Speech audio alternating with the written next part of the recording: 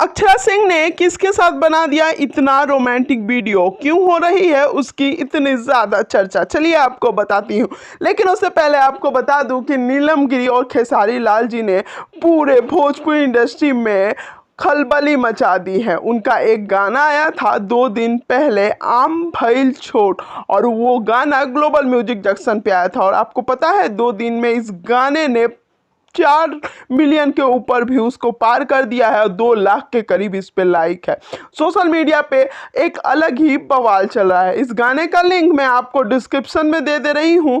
गाने को आप लोग भी सुने और इंजॉय जरूर करें। सच में नीलम गिरी और खेसारी लाल जी ने बहुत बड़ा धमाका कर दिया है। और इस गाने का जो म्यूजिक दिया है वो है प्रियांशु सिंह। आपको पता है भोजपुरी में प्रियांशु सिंह के म्यूजिक वाले वीडियो किस तरीके से चलते हैं, और सच में इन तीनों का कॉम्बिनेशन ने तो बवाल मचा दिया है। सच बताएं तो सोशल मीडिया पे इस गाने पे बहुत सारे रील्स बन रहे हैं, जिसमें से रील्स खेसारी लाल, नीलम गिरी, आस्था जी और बहुत सारी हीरोइनों ने बनाया है। तो एक अलग ही लेवल का बवाल चल रहा है। खेसारी लाल जी ने काफ़ी दिनों बाद इतना बड़ा धमाका किया है, तो आप लोग जाकर जरूर गाने को सुने।